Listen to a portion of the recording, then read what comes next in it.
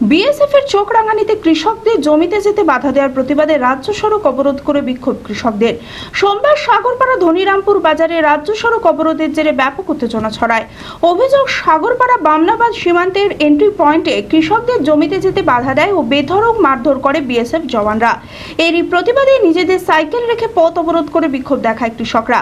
দীর্ঘ 2.5 ঘন্টা অবরোধের জেরে রাজ্য সড়কে যান চলাচল বন্ধ হয়ে পড়ে। সাগরপাড়া ও রানীনগর থানার পুলিশ এসে পরিস্থিতি সামাল দেয় ও অবরোধ তুলে দেয়। মানসিক স্বাস্থ্যের জন্য সবার আগে যে নামটি মনে ভেসে ওঠে, সুস্থ মনের ঠিকানা মনোবীক্ষণ। যোগাযোগ নাম্বার 7477799516।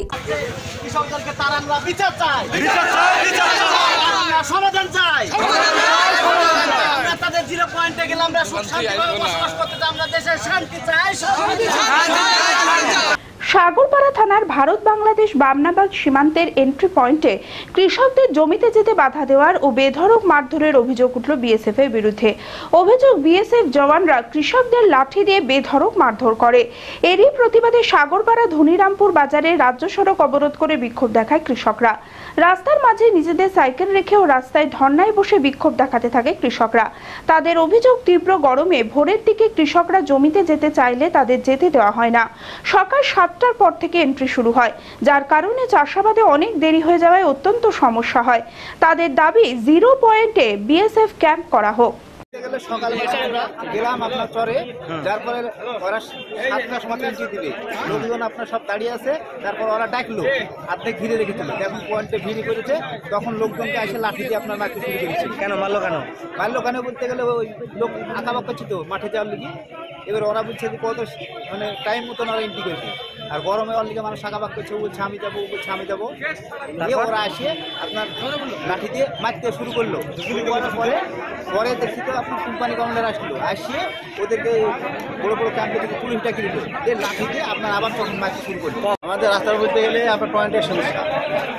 কোন পয়েন্টে? বাউনাবাদ পয়েন্ট সমস্যা। আমাদের এন্ট্রি দেয় না, এন্ট্রি 7টা পর এন্ট্রি দেয়। আমাদের এন্ট্রি 5টার সময় দরকার। আমার চাষের মানুষ, আমরা কাজ করবো, আমরা এমনিতে মারিয়ে কাজ করা যায়। আচ্ছা, এই সমস্যা। আর বাংলাদেশের গরুতে আপনার আবার তো খাওয়াচ্ছে। আর সমস্যা হচ্ছে যেতে মারধর চলছে সারা গালে, মারধর। আজকে লাইন লোক বসে আছে, 7টা পার হয়েছে তো এন্ট্রি দিচ্ছে না। তারপরে তো মানুষের তো কত লোক বসে থেকে ক্ষিপ্ত হয়ে গেছে, মানুষ বিরক্ত হয়েছে। মানুষ হয়তো উঠে বসা করছে, লাইনে তোমরা বসে লাইনে লোক গান্ধ করছে।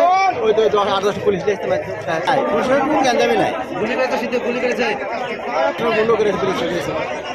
আপনারা কিসের দাবিতে এখন কি চাইছেন? রাস্তা দাবি চাইছি আমরা 0তে চলতে পাই, আমাদের পার্টি এখানে দরকার। তবে প্রায় 2.5 ঘন্টা পথ অবরোধের জেরে রাজ্য সড়কে যান চলাচল বন্ধ হয়ে পড়ে। যাত্রীবাহী বাস, পণ্যবাহী লরির লম্বা লাইন পড়ে যায়। সাগরপাড়া ও রানীনগর থানার পুলিশ এসে পরিস্থিতি সামাল দেয় ও অবরোধ তুলে দেয়। যে এই যে গরম পড়ছে, এই গরমের দিনে কৃষকেরা চাইছে খুব সকাল সকাল তাদের গন্তব্যস্থলে গিয়ে তাদের যে কৃষি কাজগুলো কমপ্লিট করে চলে আসবে। এই গরমের ডিগ্রি আজকে বুঝতে পারছেন কত পড়ছে আজকাল। আর তাছাড়া যে এই যে ক্ষেতের ভুঁয়ে গরমের টিকা মুশকিল, তার জন্য ওরা যাচ্ছে। ওরা চাইছে যে 7টা থেকে 8টার ভিতরে আমরা আমাদের কাজে স্টার্ট করে দেবো, কিন্তু এন্ট্রি টাইম অ্যাকচুয়ালি হওয়ার কথা সকাল 6টা। সেটাকে কোনো কারণে বিএসএফেরা 9টা, 8:30 এরকম করে দিচ্ছে। তার জন্য কোনো একটা ভিড় ভাড়ার জন্য হট্টগোল হয়। সে কারণে সবাইকে হয়তো কেউ আগে যাওয়া, একজন আগে পিছিয়ে হয় না, যে কোনো লাইনে আগে পিছিয়ে করার জন্য একজন আগে গেছে। এটা ফল্ট নিয়ে এটা ইস্যু তৈরি করে মোটামুটি 20-25 জনকে আচ্ছা মারা মেরেছে, এটাই শুনছি। তার জন্য কৃষক চাইছে যে আমাদের যে ক্যাম্প আছে সেই ক্যাম্প থেকে 2.5-3 কিলোমিটার দূরত্ব 0 পয়েন্ট আছে।